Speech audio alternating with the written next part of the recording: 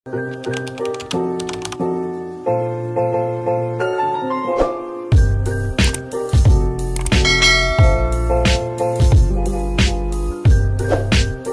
guys, so welcome back again. So I'm gonna show you guys, ito lang, pinaka-short lang to. Alam ko napakita ko na yan dito sa aking YouTube before or nung is last week. So ito siya, yung savings for the future. Yun yung first video ko about this one. So meron tayong dito 100 envelope savings challenge.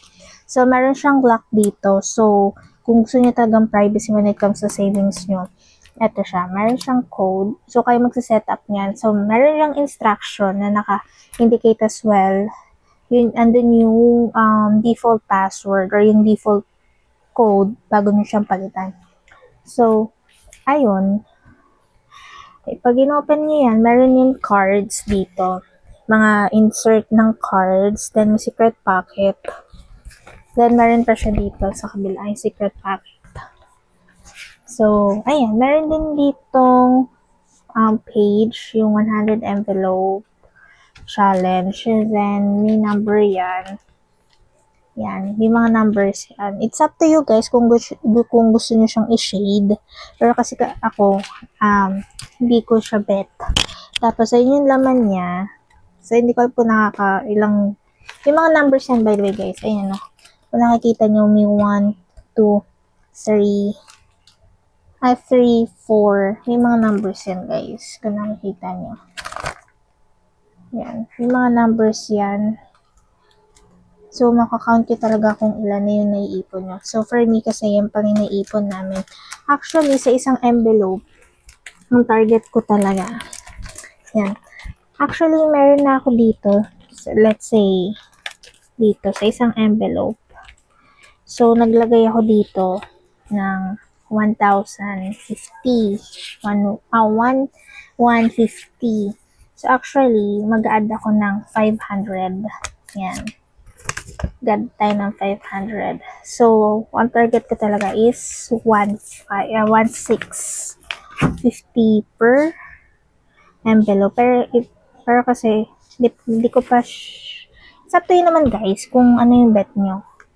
Pero kasi ako, bet ko siyang maging 1.5 since 100 envelope siya. So, pag nakaipon kayo na sa 150k yata, or it's up to you. Kung gusto nyo 2k, mga ganun. Pero kasi ako, paunti-unti lang kasi nga, binabudget ko rin siya.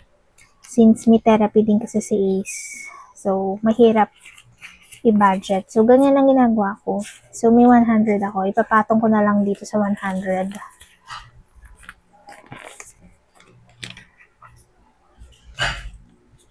So, ipapasok lang ulit natin siya dito.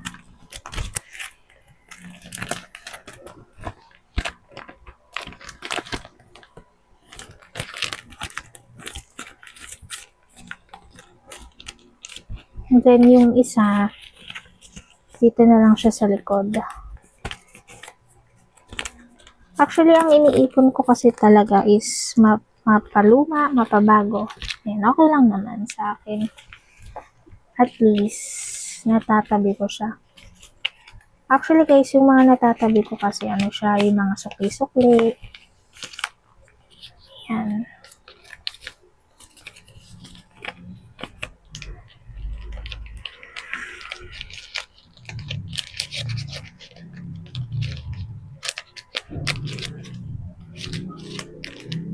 Yan yung itsura niya, guys. So, meron ako dito. Yan. Meron yan dito.